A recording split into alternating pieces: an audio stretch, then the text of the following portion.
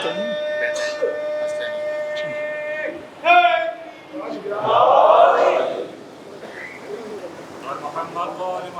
صلی اللہ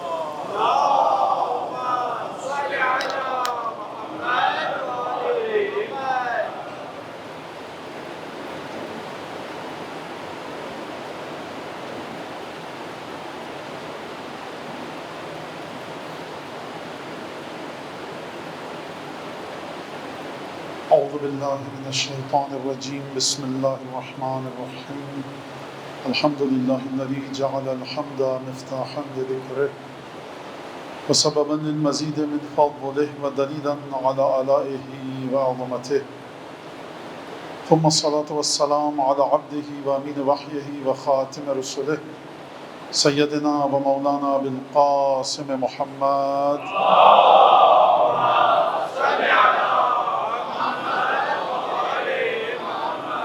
أهل بيته الطيبين الطاهرين الذين أذهب الله عنهم الرجس وطهرهم تطهيرا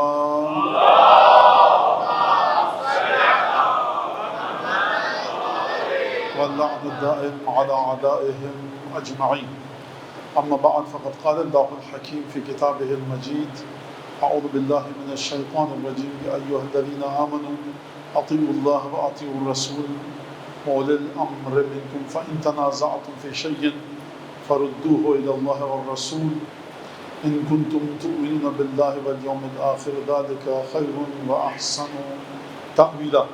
سورہ نساء کی 59ویں آیت بچوں کے لیے آیت کا نمبر ہے نشان 59. وہ تلاوت کی میں نے آپ کے سامنے. کل کی مجلس اور آج کی مجلس اسی آیت کے ذیل میں رہے گی، کیونکہ کل کی مجلس بھی گویا کہ استقبال ماہ محرم کی مجلس تھی اور آج کی مجلس بھی چاند رات یعنی استقبال ماہ محرم کی مجلس، اور ہم گویا کہ محرم کے مہینے میں داخل ہو چکے ہیں. موضوع جیسا کہ آپ سب کے علم ہے کہ اہل بیت کی ولایت اور اس کی وسعت، یہ ہمارا موضوع تھا. جو مومنین آج تشریف لائے ہیں ان کی خدمت میں عرض کروں کہ جو ترجمہ ہے اس آیت کا، خود آیت بڑی مشہور و معروف ہے اور وسعت ولایت اہل بیت کی جانب ایک بڑا مدلل اور مستحکم اشارہ یا یوں کہیے کہ نص ہے. ترجمہ کیا ہے آیت کا؟ اے ایمان لانے والوں، اطاعت کرو اللہ کی، اللہ کے رسول کی اور صاحبان امر کی جو تم ہی میں سے ہیں.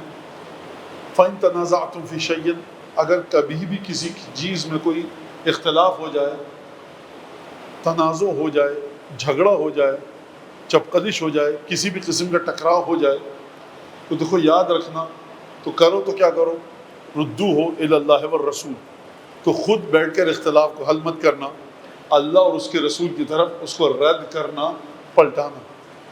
ان کنتم تؤمنون باللہ والیوم الآخر، ایمان کی علامت تمہارے یہ ہے، قیامت پر ایمان کی علامت یہ ہے کہ جب بھی کوئی اختلاف ہو اس اختلاف کو اللہ اور اس کے رسول کی طرف پلٹاؤ. اور بہت واضح ترجمہ، بہت واضح مطلب اور معنی. اگر تم نے یہ نہیں کیا، اب یہاں سے میں ایک لازمہ نکال رہا ہوں، اگر تم نے یہ نہیں کیا اس کا مطلب یہ ہے کہ نہ تم خدا پر ایمان رکھتے ہو نہ روز قیامت پر. لہٰذا ایمان کے رخصت ہونے کے لیے یہ ضروری نہیں ہے کہ انسان نماز و روزے کو ٹھکرائے. ایمان کے رخصت ہونے کے لیے ضروری یہ نہیں ہے کہ انسان توحید کا انکار کرے، الیاذ باللہ ختمی مرتبت کی نبوت کا انکار کرے. ایمان چھن جانے کے لیے یہی کافی ہے کہ اگر صاحبان ایمان کے درمیان اختلاف ہو تو وہ اپنی عقلوں کے ذریعے، اپنی عقول کے ذریعے حل کریں. حکم یہ ہے اور ایمان کی علامت یہ ہے کہ پلٹاؤ اس اختلاف کو کس کی جانب؟ اللہ اور اس کے رسول کی جانب. اور میں نے کل یہ عرض کیا کہ پروردگار عالم نے جب اطاعت کا حکم دیا تو فرمایا یا ایھا الذین آمنوا اطیعوا اللہ واطیعوا الرسول واولی الامر منکم. اللہ کی اطاعت کا حکم دیا، رسول کی اطاعت کا حکم دیا، صاحبان امر کی اطاعت کا حکم دیا. لیکن جب مرحلہ تنازع پر آیا، اختلاف پر آیا، تو اس وقت پروردگار عالم نے اولی الامر کے بارے میں گفتگو نہیں فرمائی. خوب توجہ کے ساتھ اس بات کو آپ سنیے گا. کیوں؟ واضح سی بات ہے تاریخ اسلام کو دیکھتے ہو کہ پہلا اختلاف جو امت کے درمیان ہوا اور عظیم ترین اختلاف وہ خود اولی الامر کے بارے میں تھا. رسول کے جانے کے بعد آپ کہہ رہے ہیں کہ ایک اور شخص اولی الامر ہے، میں کہہ رہا ہوں کوئی اور شخص اولی الامر ہے، تو ہر شخص اپنی جگہ پر اولی الامر ہے۔ پہلا تنازع کہ جس نے اسلام کے دھارے کو موڑ دیا وہ اولی الامر کے بارے میں اختلاف تھا، اور یہ اختلاف آج تک ہے۔ مختلف تعاریف، مختلف مطالب، مختلف معانی مختلف انداز سے منطبق کیا جاتا ہے، مختلف انداز سے مصداق کو ڈھونڈا جاتا ہے کہ فلاں شخص اولی الامر ہے کہ نہیں ہے، یہ صحابہ اولی الامر ہیں کہ نہیں ہیں۔ لہٰذا پہلا اختلاف جو ہوگا اولی الامر کے بارے میں ہوگا۔ اس اختلاف کو بھی پلٹاؤ اللہ اور اس کے رسول کی جانب۔ خدا فرمائے گا ہم نے یہ کہا فَإِن تَنَازَعْتُمْ فِي شَيْءٍ، کسی بھی چیز کے بارے میں اختلاف ہو اللہ اور اس کے رسول کی طرف جاؤ۔ تو دیکھو اولی الامر کے بارے میں اختلاف ہے، اس میں بھی اللہ اور اس کے رسول کی طرف جاؤ۔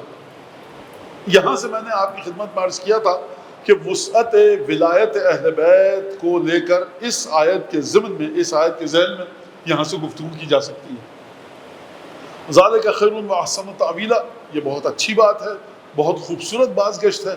یہ جو بات پلٹے گی تم اللہ اور اس کے رسول کی طرف رد کرو، پلٹاؤ ہر چیز کو، تو دیکھو احسن و تاویلا، اس کی تعویل، اس کی بازگشت، اس کا نتیجہ، یہ جو آخر میں جہاں جا کر یہ سلسلہ رکے گا وہ بڑا خوبصورت سلسلہ ہوگا، اس کی بازگشت، اس کی واپسی بڑی خوبصورت ہے۔ یہاں تک آپ نے ترجمہ سن لیا۔ اب ذرا دو چار لفظ جملے مزید موضوع کے بارے میں۔ آپ حضرات میں سے بعض کے ذہن میں آیا ہو کہ موضوع یہ کیوں نہیں رکھا گیا؟ میں نے پھر عرض کیا کہ یہ کل کا، گزرے ہوئے کل کا اور آج کی شب کا موضوع ہے۔ کل سے ہم کیونکہ ماہ محرم الحرام میں انشاءاللہ داخل ہو جائیں گے، تو پہلی مجلس جو ہوگی وہ آپ کے سامنے کہ خاتمیت اور اس کا تسلسل، یعنی ہماری آج کی گفتگو کا آئندہ آنے والی گفتگو سے، موضوع کے تناسب سے کوئی تعلق نہیں ہے۔ ہماری جو گفتگو ہوگی 9 مجلس سے وہ خاتمیت اور اس کا تسلسل، ہم خاتمیت پر گفتگو کریں گے اور اس کے بعد تسلسل خاتمیت پر۔ آج جو ہماری گفتگو ہے، میں پھر تکرار کر رہا ہوں، دہرا رہا ہوں، وہ کہ کیا موضوع ہے؟ ولایت اہل بیت اور اس کی وسعت۔ لہٰذا ولایت اہل بیت اور اس کی وسعت، ولایت کو جب ہم لے کر چلتے ہیں اور ولایت پر جب گفتگو ہوتی ہے تو کچھ مصادیق ہیں، کچھ موارد ہیں، کچھ اعمال ہیں، کچھ افعال ہیں جن کو ہم ولایت کا مصداق سمجھتے ہیں۔ نماز پڑھ لی آپ نے، ولایت مضبوط ہے کیونکہ مولا نے کہا۔ روزہ رکھ لیا آپ نے، اچھی بات ہے کیونکہ مولا نے کہا۔ کوئی بھی نیک کام کریں آپ، وہ ولایت کے صدقے میں ہے، ولایت کی وجہ سے۔ کسی بھی برے کام سے آپ دور ہو جائیں، وہ ولایت کے صدقے میں ہے، ولایت کی وجہ سے۔ تو جہاں تک آپ کی عقل اور آپ کا علم آپ کی رہنمائی کرے گا کہ دیکھو یہ چیز ولایت کا مصداق ہے، انجام دو، یہ چیز ولایت کی ضد ہے، ولایت سے مخالف ہے، اس کو چھوڑ دو، وہاں تک آپ ولایت اہل بیت پر عمل کرتے رہیں گے۔ لیکن کوئی ایسی چیز آئے کہ جس کے بارے میں آپ کو علم ہی نہ ہو کہ اس پر عمل کروں تو ولایت سے جڑوں گا یا اس کو چھوڑوں تو ولایت سے جڑوں گا، یہ وہ مقام ہے کہ جہاں پر پانچویں اور چھٹے امام پوری زندگی اعلان کرتے ہوئے چلے گئے کہ دیکھو شرقا او غربا، مشرق میں چلے جاؤ یا مغرب میں، لن تجد علما صحیحا الا ما خرج من هذا البيت، اشارہ کیا اپنے گھر کی طرف، فرمایا مشرق میں جاؤ یا مغرب میں، صحیح علم مل ہی نہیں سکتا مگر یہ کہ جو اس دروازے سے نکلے۔ یعنی کیا مطلب اس بات کا؟ یعنی زندگی میں بشر کی، انسان کی زندگی میں بہت سے ایسے متعدد مراحل آتے ہیں کہ جہاں اس کی عقل ساتھ چھوڑ جاتی ہے۔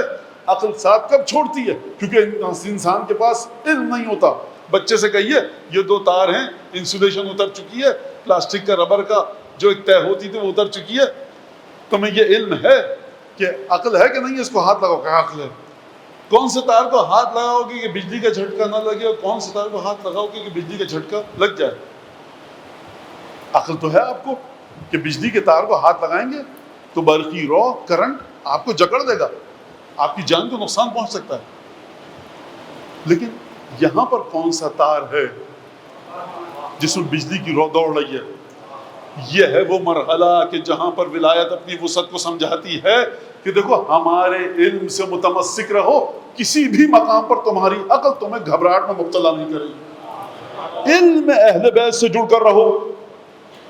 یہ علم اہل بیت وہ ہے کہ جو زندگی کی بدترین منجدھار میں، زندگی کی بدترین گرداب میں، جو گرداب سمجھتے ہیں جو دریا میں، سمندر میں ایک گول گول پانی گھومنے لگتا ہے، اب بچوں مجھے شدید تکلیف ہے کہ انگریزی کے الفاظ استعمال کروں ممبر پہ، یہ زبان کی موت ہے، اردو تو پہلے ہی مر چکی ہے، تو اس مری ہوئی زبان کو مزید میں قتل کروں. لیکن بہرحال بچوں کے لیے گرداب، منجدار، ورپول جو بیچ میں بھنور سا بن جاتا ہے. بدترین زندگی کی بدترین بھنور میں، زندگی کے بدترین گرداب میں جب انسانوں کی عقل ان کا ساتھ چھوڑ دیتی ہے، وہ عقل جو علم اہل بیت کی روشنی لے کر اپنے آپ کو نورانی کرتی ہے، وہ ہمیشہ انسان کا ساتھ دیتی ہے. یہ بڑی اہم چیز ہے. یہی سے سمجھ میں آیا وسعت ولایت اہل بیت. یعنی کیا مطلب؟ یعنی مطلب یہ کہ اگر آپ سو رہے ہیں اور دائیں کروٹ پہ اہل بیت نے حکم دیا کہ سوئیے، واجب نہیں ہے، آداب میں سے نیند کے، اور دائیں ہتھیلی کو دائیں رخسار پر رکھ کر سوئیے. اگر اہل بیت کی اس روایت کو دیکھ کر آپ سوئیں گے، یہ معمولی سا کام مزید آپ کو اپنی جانب مزید اچھے کام کرنے کی طرف کھینچے گا. کیوں؟ کیونکہ قرآن مجید نے فرمایا قُلْ لَا أَسْأَلُكُمْ عَلَيْهِ أَجْرًا إِلَّا الْمَوَدَّةَ فِي الْقُرْبَى. حبیب ان سے کہہ دو کہ ہم اجر رسالت کے سلسلے میں تم سے کچھ نہیں چاہتے مگر یہ کہ ہمارے قرابت داروں سے مودت رکھو. حضرت امام مجتبیٰ سلام اللہ علیہ کی روایت ہے،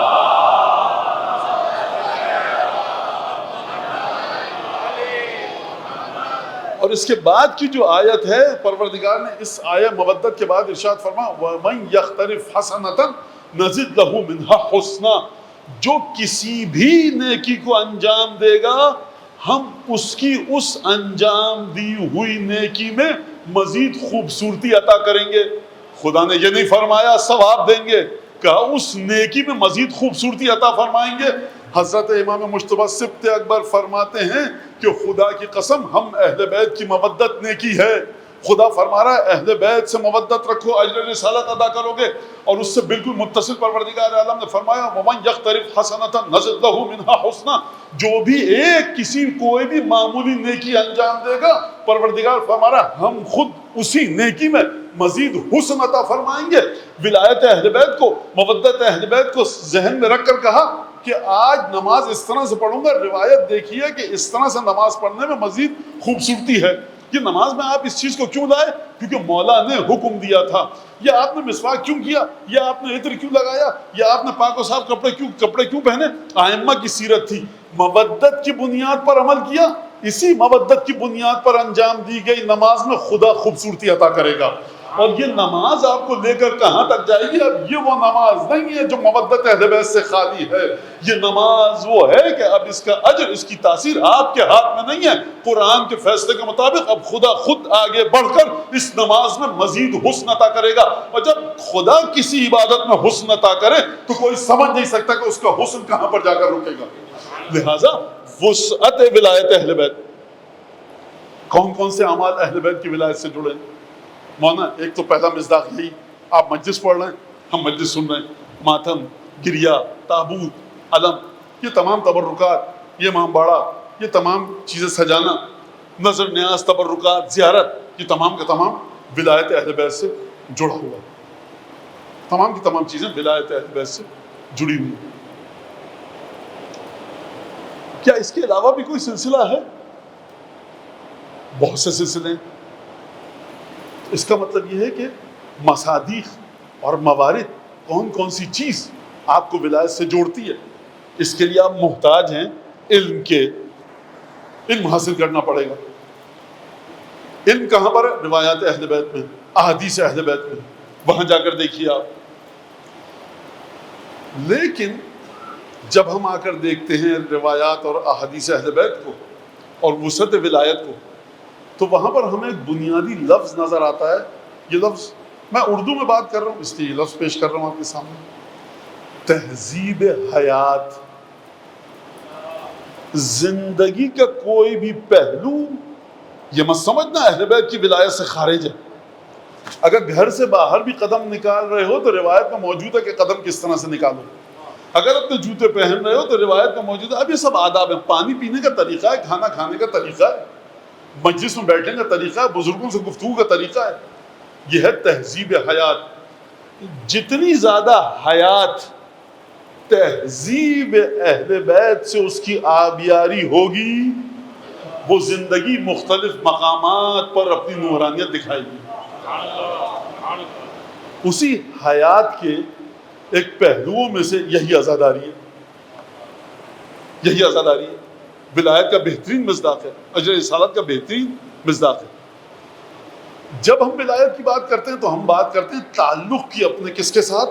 اپنے مولا کے ساتھ، ارتباط اور اتصال کی اپنے مولا کے ساتھ۔ جناب امیر سے میرا اتصال، حضرت سید الشہداء سے اتصال، امام مجتبیٰ سے اتصال، 12/5/14 سے اتصال، حضرت حجت صاحب العصر والزمان سے میرا اتصال اور ارتباط۔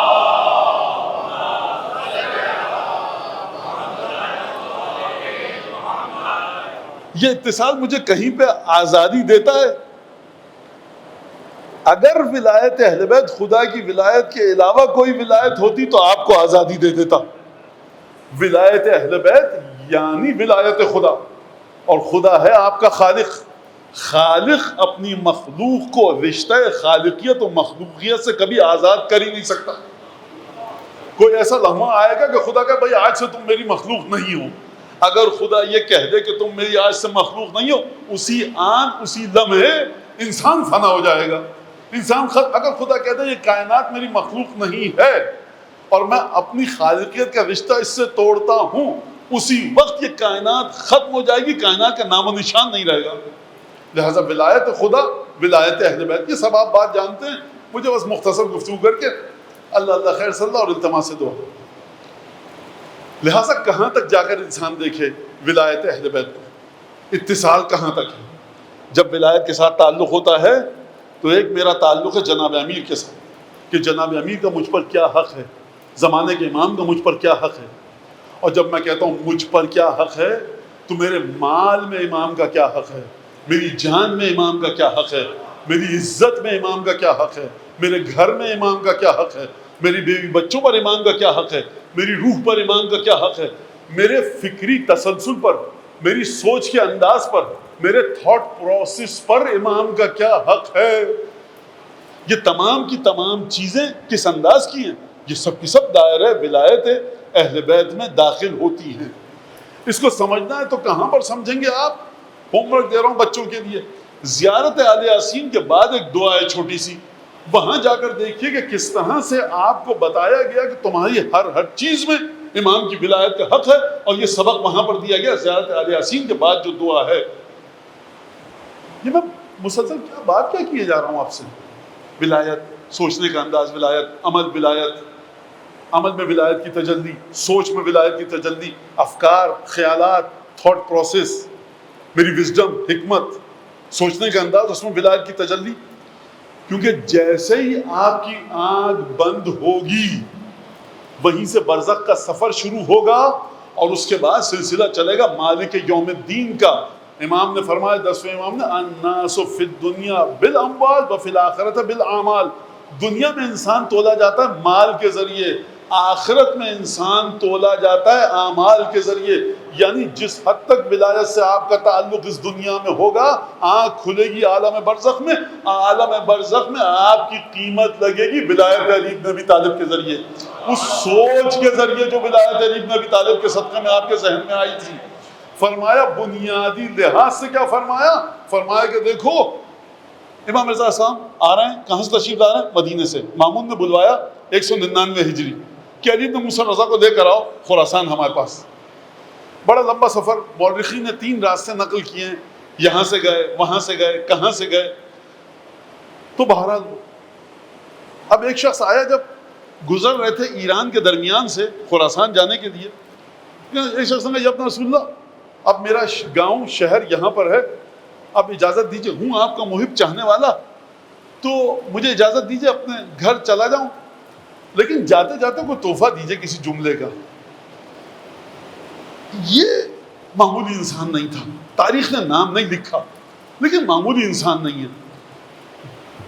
جو امام سے جدا ہوتے وقت حکمت امام کا تقاضا کرے، اس سے بڑھ کر معرفت کسی کی ہے نہیں۔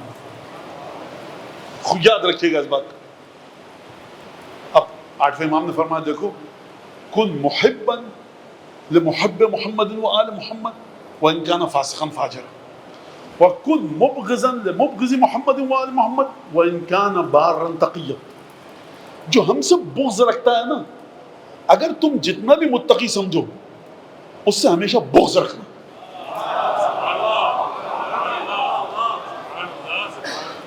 اور جو ہم سے محبت رکھتا ہے نا، جتنا بھی تم سمجھو کہ یہ فاسق و فاجر ہے، کبھی اس سے بغض مت رکھنا. کس وجہ سے؟ اس وجہ سے کہ اس کے قلب میں وہ چیز ہے جو سر الہی ہے. مولانا آپ نے یہ بات کہہ کر بچوں کو بے نمازی بنا دیا، آپ نے یہ بات کہہ کر بچوں کو آزاد کر دیا شرعی ذمہ داریوں سے. دیکھیے حقیقی مودت آ ہی نہیں سکتی. جب حقیقی مودت آئے گی اس کے ساتھ ساتھ عبادتیں آئیں گی. یہ بات آپ مانیے. لہذا یہ ایک ولایت کا مرحلہ. کیا مطلب؟ یعنی ہمارے دشمن سے بغض رکھو، ہمارے چاہنے والے سے محبت رکھو. تو یہ کہاں کام آئے گی؟ دنیا میں اس کی اپنی الگ برکتیں، یہ ایک الگ موضوع ہے، میں اس پر گفتگو نہیں کروں گا. ایک جو اثر بتاؤں دنیا میں اس کا، طیب الولادہ، طیب المولد، ولادت طاہر ہے اس شخص کی. کسی بھی مذہب کا ہو، خوب توجہ کیجئے گا، کسی بھی مذہب کا ہو، اگر 5، 12، 14 سے مودت محبت رکھتا ہے اور ان سے بغض نہیں رکھتا، جان لیجئے کہ ولادت طیب و طاہر طریقے سے ہوئی ہے.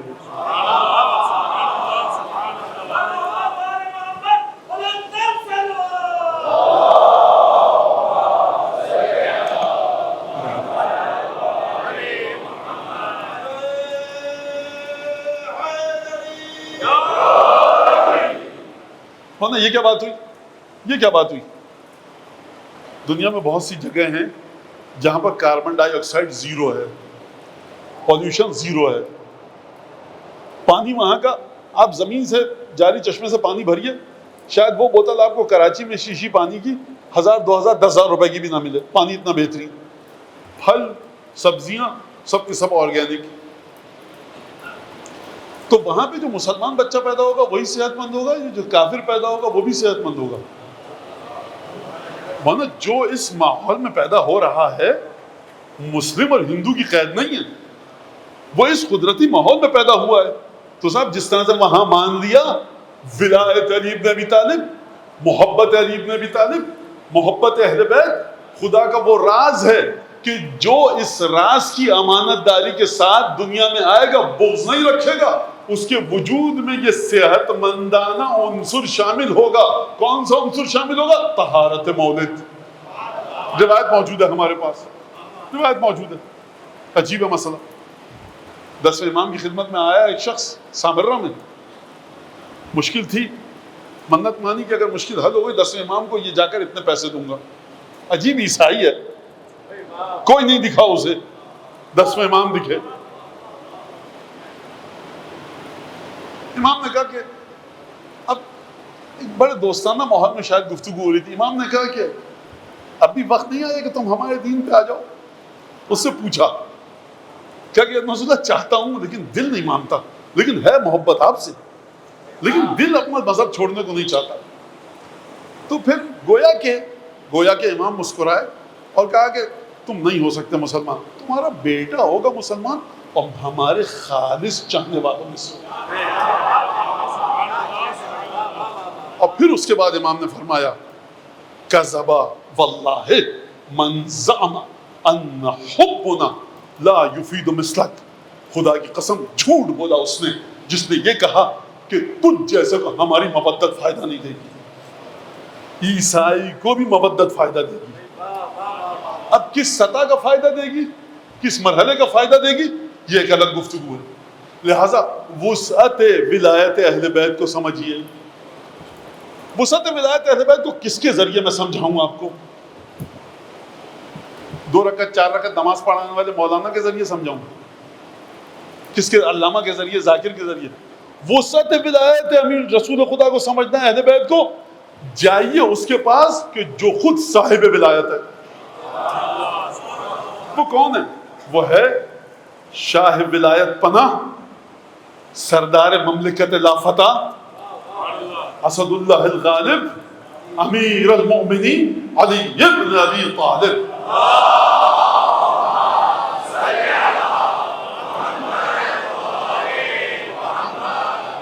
خوب توجہ سے سنیے گا اس بات کو. جب بھی گفتگو ہوئی یا علی آپ پیشکش یہ غلط کام کر لیے تھوڑا سا ہے بہت بڑا مسئلہ حل ہو جائے گا, یعنی تھوڑا سا یہ حرام کام کر لیجئے بہت بڑا مسئلہ حل ہو جائے گا, یا علی یوں کر لیجئے ہے تو غلط لیکن مسئلہ حل ہو جائے گا, یا علی یہ چیز کھا لیجئے یہ پیسے اس طرح ہے تو غلط لیکن تھوڑی دیر کے لیے لیکن بہت بڑا مسئلہ حل ہو جائے گا. فرمایا کہ میں قیامت میں جب اپنے خدا اور اپنے بھائی رسول خدا کا سامنا کروں گا تو کیا جواب دوں گا. یعنی جناب امیر ہم کو بتا رہے ہیں کہ قیامت میں اگر ایمان کمال کے درجے پر ہے اگر ہمارے ساتھ ہو تو یہ مت سمجھنا کہ صرف خدا کا سامنا ہوگا, خدا کے ساتھ ساتھ رسول خدا کا سامنا ہوگا. ولایت کو سمجھنا ہے اگر آپ کو تو امیر مومنین کے ذریعے سمجھیے جو فرما رہے ہیں رسول خدا کے دفن کے وقت, یا رسول اللہ اذکرنا عند ربک واجعلنا من بالک, یا رسول اللہ جب خدا کی بارگاہ میں پہنچے گا تو ہمارا خیال رکھیے گا اور اپنے رب کے پاس ہمارا ذکر ضرور کیجیے گا. یا علی آپ کی تلوار کی ایک ضربت ایک طرف, امت کی عبادت قیامت تک ایک طرف, تب بھی اس ضربت کے برابر نہیں آ سکتے. اب آپ کو کیا ضرورت ہے کہ آپ رسول خدا سے اپنی سفارش کروائیں.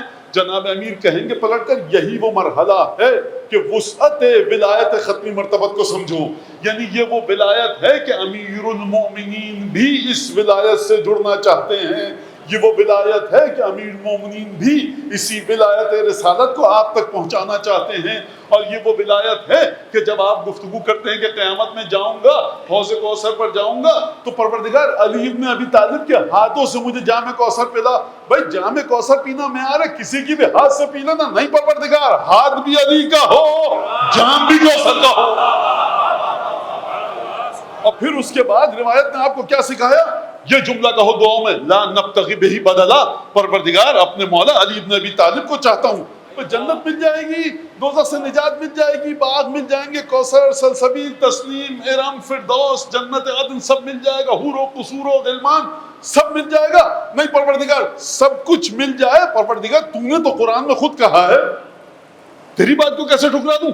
تو نے جب علی ابن ابی طالب کی ولایت کو واجب کیا تب کہا آج نعمت مکمل ہوئی, تو پروردگار بھیج دیتا جنت کی کسی نعمت کو, کسی جنت کی کوثر سلسبیل تسنیم کے جام کو زمین پر بھیج دیتا رسول خدا کی خدمت میں. رسول خدا تمام حجاج کو پلا دیتے, کہتے دیکھو جنت کا جام آیا ہے تمہارے لیے, اس سے بڑھ کر کوئی نعمت نہیں ہے.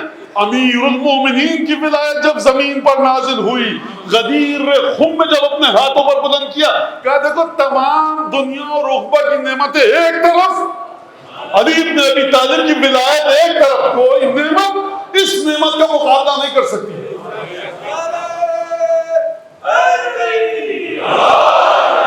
کیوں نہیں کر سکتی, کیوں نہیں کر سکتی کوئی نعمت امیر المومنین کی ولایت کی نعمت کا, نہیں کر سکتی, نہیں کر سکتی. مجھے بتائیے سورج کی شعاع سورج سے جنگ کر سکتی ہے؟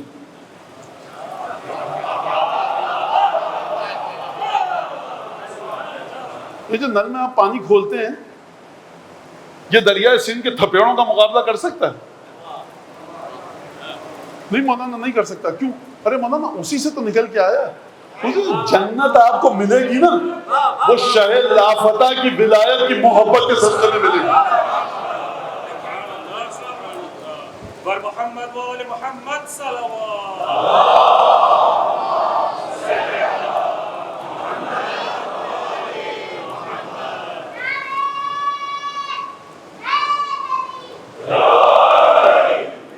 لہذا آپ فضیلت کو سمجھیے. مولانا یہ آپ نے جو گفتگو کی, بچے نماز پڑھنا چھوڑ دیں گے, روزہ رکھنا چھوڑ دیں گے, صاحب میری بات پہ چھوڑیں گے, خطبہ غدیر پڑھیے جا کر. عذاب کی جتنی روایتیں اور آیت ختمی مرتبت نے تلاوت کی خطبہ غدیر میں, اور ثواب کی جتنی آیات اور احادیث پیش کی خطبہ غدیر میں, سب کو لا کر ختم کیا. دیکھو عذاب کی جو روایتیں ہیں نا اور آیات جتنی بھی, وہ اسی ہستی کی دشمنی کی وجہ سے تمہارے دامن گیر ہوں گی, اور جتنی بھی ثواب کی آیات ہیں وہ اسی کی ولایت کے بعد تم کو ملیں گی. لیکن مسئلہ یہ ہے کہ کس طرح سے اب اس ولایت اور امامت کے اور اس وسعت کو سمجھا جائے, یہ ایک بڑا مسئلہ ہے, بہت مشکل مسئلہ. اگر محبت علی بن ابی طالب کی بنیاد پر یہ ولایت ہے تو جس کے دل میں یہ مودت اور ولایت ہے اس کا آپ پر حق ہے. کس طرح سے؟ عجیب ہے جملہ.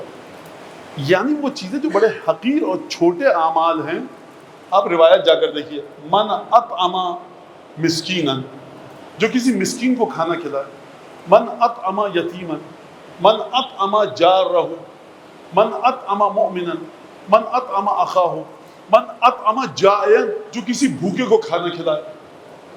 چھٹے امام فرماتے ہیں ان لکل کبد حرائے اجر، ہر وہ شخص جس کا جگر جل رہا ہے کسی بھی لحاظ سے، یا کسی عزیز کو اس نے اپنے ہاتھوں سے کھو دیا ہے، کسی کی موت کی وجہ سے ستم دیدہ ہے، یا بیماری میں تکلیف میں ہے، یا گرمی کی وجہ سے پیاس لگ رہی ہے اسے، کسی بھی لحاظ سے اس کا جگر کھول رہا ہے. ان لکل کبد حرائے اجر، ہر جگر سوختہ کے جگر کو ٹھنڈک پہنچانے کا ثواب ہے. یہ جو خانوادہ نبوت ہے نا، اس کو اگر ہٹا دیں کائنات سے خدا کی، تو کائنات کوڑے کے ڈھیر میں جانے کے بھی لائق نہیں ہے.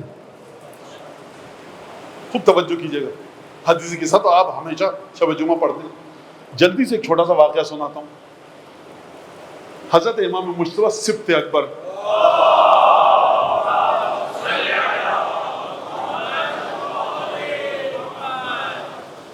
پہلے بھی آپ دسیوں دفعہ سن چکے ہوں گے. گزر رہے تھے، باغ کے پاس ایک غلام بیٹھا ہے، کتا بھی سامنے بیٹھا ہے، اور ایک روٹی کا لقمہ خود توڑتا ہے، ایک روٹی کا لقمہ اسے پھینکتا ہے. وہ ایک لقمہ خود کھاتا ہے، ایک لقمہ یہ کھاتا ہے. اب امام ایک دفعہ تشریف فرما ہوئے وہاں پر اس کے پاس قریب آئے، کہا کہ لما لا تغابن ہو، تو اس سے چھپا کے روٹی کیوں نہیں کھا رہا، اور تو شاطر ہو اپنے آپ کو شریک کیوں کر رہا ہے اس کو اپنی روٹی میں. امام نے سوال کیوں کیا؟ یہ میرے اور آپ کے لیے پیغام تھا کہ دیکھو معرفت کو تولنا سیکھو. اگر علم اہل بیت تمہارے پاس ہے نا، تو ایک حبشی غلام، سیاہ فام غلام کتے کو روٹی کھلا رہا ہوگا نا زمین پہ بیٹھ کر، اس میں تمہارے لیے سبق نکل سکتا ہے. اگر علوم اہل بیت سے اپنے آپ کو توڑ دیا تو یاد رکھو موٹی موٹی کتابیں بھی پڑھو گے کچھ سمجھ میں نہیں آئے گا. یہ ہے اہل بیت کا کردار. کہا یہ بتا کہ چھپا کے کیوں نہیں کھا رہا اور اپنا شریک کیوں کر رہا ہے؟ کہا کہ اپنا رسول اللہ، یہ مجھے بڑی حسرت بھری نگاہوں سے دیکھ رہا تھا، مجھے شرم آئی. انی لا استحی ان آکل ولم اواکل ہو، اکیلا کھاؤں اس کو شریک نہ کروں. یہ بڑی ترسی ہوئی ستم دیدہ مظلومانہ آنکھوں کے ساتھ دیکھ رہا تھا. کہا کہ ہلنا نہیں اپنی جگہ سے، حتی ارجعو، یہاں جب تک کہ واپس نہ آؤں. پریشان ہو گیا. کہا کس کا غلام ہے؟ کہا فلاں کا. کہا یہ باغ کس کا ہے؟ کہا اسی کا. گئے، واپس آئے، کہا میں نے تجھے خریدا، آزاد کیا، اور یہ باغ خریدا اور تجھے تحفے میں دیا. یہ جو میں نے آپ سے تھوڑی دیر پہلے جملہ کہا تھا، اہل بیت نو یہ کائنات کسی کام کی ہے. اگر اس کائنات کو باقی رہنا چاہیے. جو امام اتنے سے معمولی واقعے کو دیکھ کر اتنا بڑا تحفہ دے رہا ہے، وہ سمجھا رہا ہے کہ وسعت ولایت اہل بیت کیا ہے. یعنی کیا مطلب؟ یعنی اہل بیت کو نظر میں رکھ کر اگر معمولی سا کام کرو گے تو کیا اجر ملے گا. یہ جو سیاہ فام حبشی غلام تھا، اس نے امام کو نظر میں رکھ کر یہ کام نہیں کیا تھا. طبیعت اور مزاج میں یہ پاکیزگی شامل تھی کہ کتا بھی اگر مجھے دیکھ رہا ہے تو میں اس کو اپنے ساتھ شریک کروں. لہٰذا ایک تعلق جب ہمارا ہوتا ہے، اس کے بعد صادق آل محمد اپنی ایک ولایت کی وسعت کو سمجھاتے ہیں کہ دیکھو شیعتنا خلقوا من طین، ہمارے شیعہ ہماری بچی ہوئی طینت سے خلق ہوئے. یحزنہم، ان کو وہ چیز غمگین کرتی ہے کہ جو یحزننا، جو چیز ہم کو غمگین کرتی ہے وہ ان کو غمگین کرتی ہے. وَيَسُرُّهُمْ وَيَسُرُّنَا، جو چیز ہم کو خوش کرتی ہے وہ ان کو خوش کرتی ہے. فَإِذَا أَرَادَنَا أَحَدٌ مِّنْهُمْ، جب ہمارے شیعوں میں سے کوئی چاہے کہ ہمارے ساتھ نیکی کا ارادہ کرے، فَلْيَقْصِدْهُمْ فَإِنَّهُمُ الَّذِي يَصِلُ مِنْهُمْ إِلَيْنَا، جب بھی ہمارا کوئی شیعہ ہمارے ساتھ کسی نیکی کا ارادہ کرے، اسے چاہیے کہ ہمارے شیعوں کے ساتھ وہی نیکی کرے. ہمارے شیعہ وہ ہیں کہ جن کے ساتھ جب تم نیکی کرتے ہو تو وہ ان تک نہیں جاتی، وہ ہم تک جاتی ہے۔ گھر میں کھانا اچھا پکا، ایک خیال آیا کہ اگر آج چھٹے امام ہوتے پڑوس میں تو میں چھٹے امام کو کھانا بھجواتا۔ زیادہ چھٹے امام مت کرو، پڑوس میں ہے نا پڑوسی مومن، اس کے گھر بھجوا دو۔ ہمارا امام کیا کر گیا ہے، فَإِنَّهُمُ الَّذِي يَصِلْ مِنْهُمْ إِلَيْنَا۔ آپ، میں اس سے آگے ولایت کا ذکر کرنا نہیں چاہتا کہ ولایت کے موارد اور مصادیق ہیں کیا، کیونکہ نہ آپ کا شعور اور آپ کی حکمت برداشت کر سکتی ہے، نہ مجھ میں اتنی جرت ہے کہ اس مقام سے ولایت کے اس مطلب اور معنی کو بیان کروں۔ خوب توجہ کیجیے گا، مجلس میں آنا ایک الگ مرحلہ ہے، اور مجلس سے آنے کے بعد حق امام کو سمجھ کے جانا اس سے کہیں زیادہ کٹھن مرحلہ ہے۔ پانچویں امام فرماتے ہیں ابقاء العمل اشد من العمل، یہاں پر آئے گریہ کیا، مولا فرما رہے ہیں عمل کرنے سے زیادہ کٹھن عمل کو بچانا ہے۔ گریہ کیا، چلے گئے امام باڑے سے باہر، گریہ کو بچائیے گا کیسے؟ نماز پڑھی، نماز پڑھ کے مسجد سے باہر چلے گئے، نماز کو بچائیں گے کیسے؟ کوئی نیک کام کیا، نیک کام کرنے کے بعد دن گزر گیا، اس نیکی کو بچائیں گے کیسے؟ لہذا یہ وہ مرحلہ ہے کہ جہاں پر ولایت سے مدد کی ضرورت ہے ہم سب کو۔ اور اس کے بعد وہ حق جو امام نے فرمایا، پانچویں امام عجیب جملہ فرماتے ہیں، ما من عبد یمتنع من معونۃ اخیہ المسلم او السعی فی قضاء حاجتہ الا ابتلی۔ کوئی بندہ مسلم مومن ایسا نہیں ہے جو اپنے مسلمان یا مومن بھائی کی حاجت اور ضرورت میں مدد کر سکتا ہو لیکن نہ کرے، یا کوشش کرے، قضیت حاجتہ ام لم تقضی، اس کی حاجت پوری ہو یا نہ ہو، یہ کوشش کرے۔ اگر یہ کوشش نہیں کرے گا اور مدد نہیں کرے گا، ابتلی بالسعی فی حاجت یأسم علیہا ولا یوجد، یہ جس نے اپنے مومن بھائی کی حاجت کو پورا کر سکتا تھا اور پورا نہیں کیا، قدم اٹھا سکتا تھا اس کی حاجت کو پورا کرنے کے سلسلے میں، قدم نہیں اٹھایا، حاجت پوری ہوتی یا نہ ہوتی تمہاری ذمہ داری تھی کہ اس کے ساتھ اس کی مدد کرتے۔ اگر تم نے یہ نہیں کیا، امام فرما رہے ہیں خدا ایسے شخص کو ایک ایسے کام میں جا کر پھنسائے گا کہ جو گناہ کا کام ہوگا، گناہ کرے گا، اجر بھی نہیں ملے گا۔ مولانا یہ تو عدل الہی کے خلاف نہیں ہے، یہ عدل الہی کے خلاف نہیں ہے، یہ مومن کی مدد کو ٹھکرانے کی سزا ہے کہ پروردگار۔ اور پھر فرمایا ما من عبد یبخل بنفقۃ ينفقها فيما يرضي اللہ، کوئی خدا کا بندہ ایسا نہیں ہے، کوئی خدا کا بندہ کسی بھی فرقے کا ہو، کسی بھی دین کا ہو، یہودی ہے، عیسائی ہے، مسلمان ہے، سکھ ہے، ہندو ہے، جین ہے، ایتھیسٹ ہے، خدا کو نہیں مانتا۔ اب خدا کو نہیں مانتا جو میں نے کہا یہ سمجھانے کے لیے، ما من عبد یبخل بنفقۃ، کوئی خدا کا بندہ ایسا نہیں ہے کہ وہ جانتا ہے کہ یہ جو مال خرچ کرے گا یرضی اللہ، یہ خدا کو خوش کرے گا، یقین ہو گیا مجھے کہ یہ مال میں جو دوں گا خدا کو خوش کرے گا یہ مال، لیکن میں نہیں دے رہا، بخل کر رہا ہوں، کنجوسی کر رہا ہوں۔ فرمایا امام نے ابتلیا، خدا اسے مبتلا کرے گا، کس چیز میں؟ ینفقہا یا انفقہا اضعافا فیما اسخط اللہ، خدا زبردستی اس سے کئی گنا زیادہ خرچ کروائے گا اس راستے پر کہ جہاں اس کو گناہ ملے گا۔ مولانا یہ کیوں کروائے گا خدا؟ خدا سزا دیتا ہے بندہ مومن کو ٹھکرانے کی۔ جن لوگوں نے سید الشہداء کی مدد کو ٹھکرایا، نصرت کو، تاریخ نے لکھا ہے کہ کس ذلیل انداز سے اور ذلت کے ساتھ کتنے فاسقوں اور فاجروں کی مدد کی۔ لہذا خوب توجہ کیجیے گا، وسعت الہی ولایت اہل بیت صرف زیارت میں نہیں ہے، تبرک پکانے میں نہیں ہے، نماز میں نہیں ہے، صرف ماتم میں نہیں ہے، عزاداری میں نہیں ہے۔ حق کے مومن کو سمجھیے، سبیل پر جب پیسے والا آ رہا ہے تو بانچیں چڑھ جاتی ہیں میری، مسکرا کر وہ جو بھی گئے اور چاہیے۔ غریب انسان کو دیکھا، غریب عزادار کو، میرے چہرے کا رنگ بدل گیا، مولانا جاؤ جہنم میں اپنی سمامے کے ساتھ اگر تم ایسے ہو، کوئی تکلف نہیں ہے مجھے کہنے میں۔ معیار اہل بیت بے رحمی کے ساتھ چلتا ہے، معیار اہل بیت کسی کو نہیں دیکھتا، معیار اہل بیت دیکھتا ہے ہم ہیں اور خدا کی ولایت ہے، جو اس سے ٹکرائے گا فنا ہو جائے گا۔ خوب توجہ کیجیے گا، تمام کی تمام چیزیں، یہ جو نیکیاں ہم لے کر جاتے ہیں، جب تک گھروں میں ظلم رہے گا، جب تک سماج میں ظلم رہے گا، یہ مسئلہ اسی طرح سے رہے گا۔ لہذا ایک اور بات کہوں کہ اس وقت جو ہمارے ملک کے حالات ہیں اقتصادی اور معیشت کے لحاظ سے.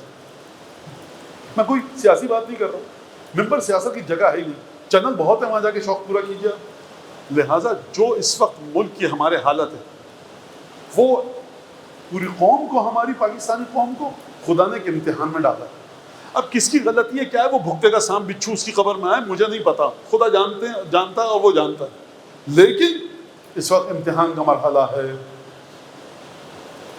ہمیشہ آپ نے دیکھا ہوگا یوٹیوب کھولیے، یہ ذکر کیجئے اتنی دولت ملے گی چھپر پھاڑ کے، یہ ذکر کیجئے اتنی دولت ہوگی گن نہیں سکیں گے، یہ ذکر کیجئے بہترین کاروبار میں فائدہ ہوگا، یہ ذکر کیجئے 50 گنا منافع ملے گا، 10 گنا زیادہ منافع چاہ رہے ہیں 50 گنا ملے گا، وہ ذکر کیجئے آپ کا باؤنڈ کھل جائے گا. کبھی آپ نے یہ ذکر دیکھا، یہ ذکر پڑھیے جو مال ہے نا اس میں پنجتن برکت دیں گے. آپ برکت والے ہیں، کثرت والے نہیں ہیں. آپ ایک شہزادی رسول خدا کی دختر گرامی،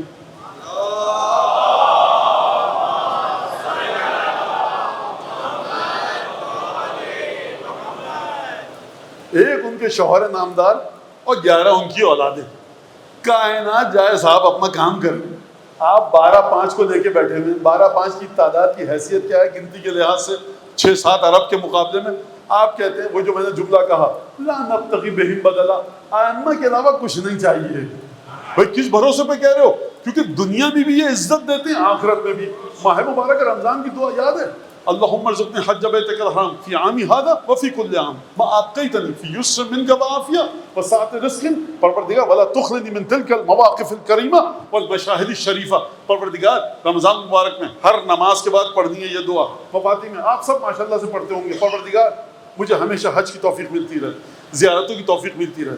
اور پروردگار کبھی بھی میرے وجود کو خالی نہ کیجیو ان مقامات اور روضہ مقدسہ سے. جملہ سن رہے ہیں آپ؟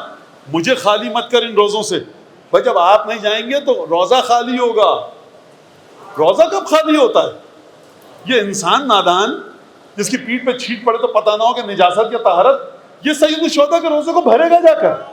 اس نجس کی طاقت ہے یہ کہ روزہ سید الشہداء کو بھرے گا. بقی میں ہم جیسے لوگ رونق لائیں گے، ملائکہ تڑپ رہے ہیں میاں وہاں جانے کے لیے، تم اپنی اوقات پر رہو. پروردگار مجھے ان سے محروم مت کیجیو. یہ نہیں کہ جب میں نہیں جاؤں گا تو کیا ہوگا، میں مجلس نہیں پڑھوں گا تو کیا ہوگا، میں نحو نہیں پڑھوں گا تو کیا ہوگا، ہم نہیں ہوں گے تو مجلس کون کرے گا. ارے میاں فرشتے تڑپ رہے ہیں، تمہارے لیے بھیک ہے سیدہ کی اولاد کی کہ تم لے کر برکت حاصل کرو. لہذا فرمایا وَلَا تُخْرِجْنِي مِن تِلْكَ الْمَوَاقِفِ الْكَرِيمَةِ. پروردگار یہ وہ جگہیں ہیں، مواقف جمع موقف کی، موقف یعنی رکنا. پروردگار یہ جو رکنے کی جگہ ہے نا، ٹھہرنے کی کریم جگہیں، عزت والی، ان سے مجھے دور نہ کیجو، مجھ کو ان سے دور نہ کیجیو، مجھے ان سے دور نہ فرمانا. پروردگار یہ مواقف کریمہ کا کیا مطلب ہے؟ دنیا میں جس رئیس کے دروازے پہ جائیں ذلت ہے، جس پیسے والے کے سامنے جائیے ذلت ہے، جس کے سامنے ہاتھ پھیلائیے ذلت ہے، سوائے 12-5-14 کے روزوں کے دروازے کے کہ ان کے سامنے ہاتھ پھیلاؤ. ان کے سامنے ہاتھ پھیلانا ذلت نہیں دیتا، یہ اپنے گداگر کو عزت دیتے. واحد دروازہ ہے اولاد سیدہ کا.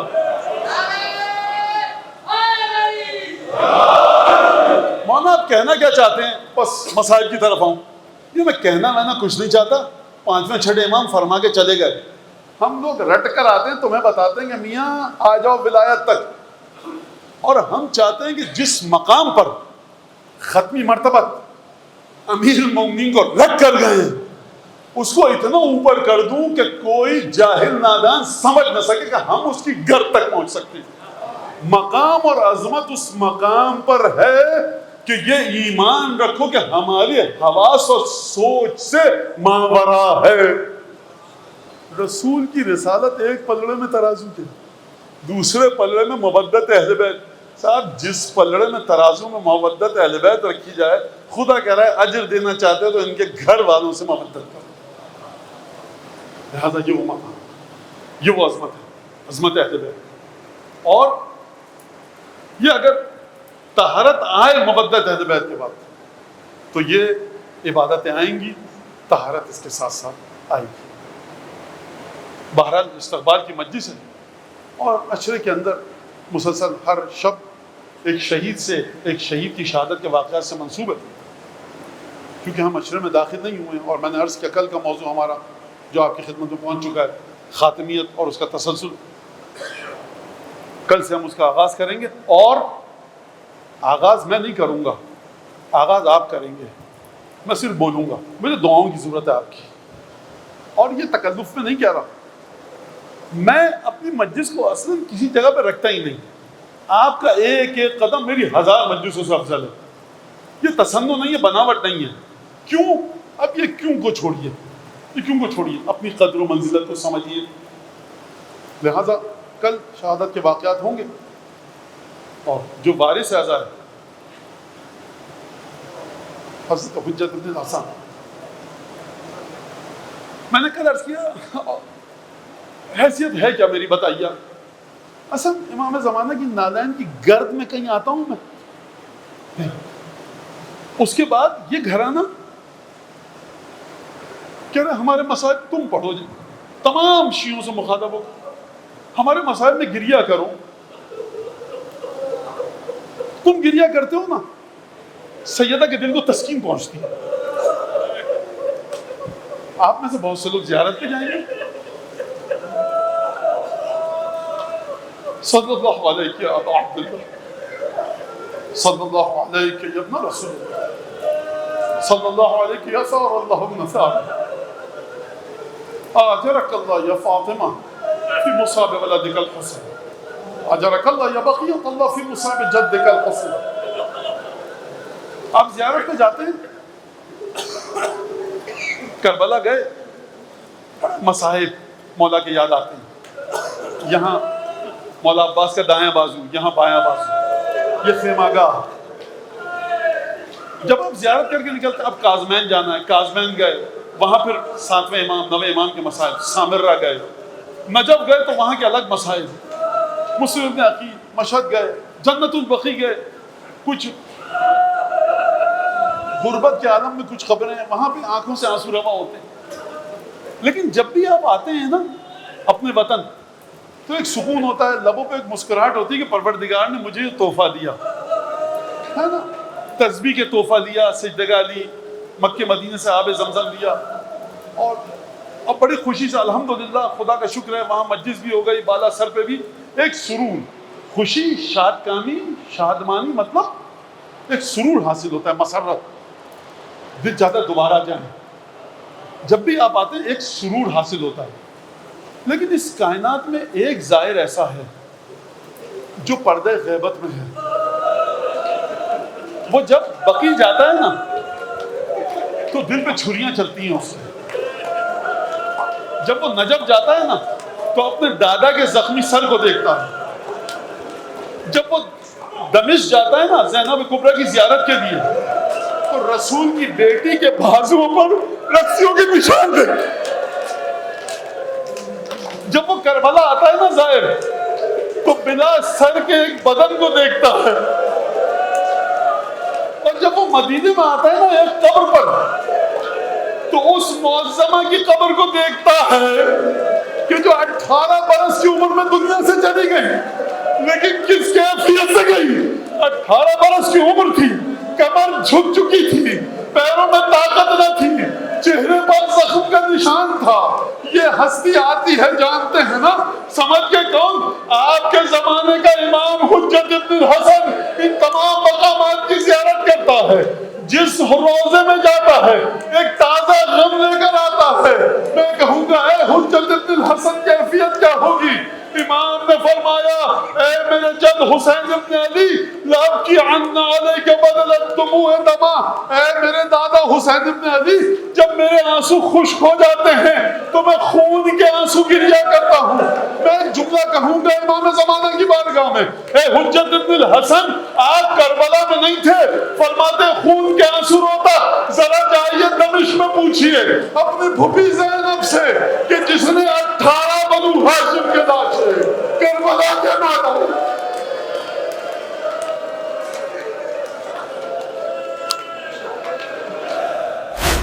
حسین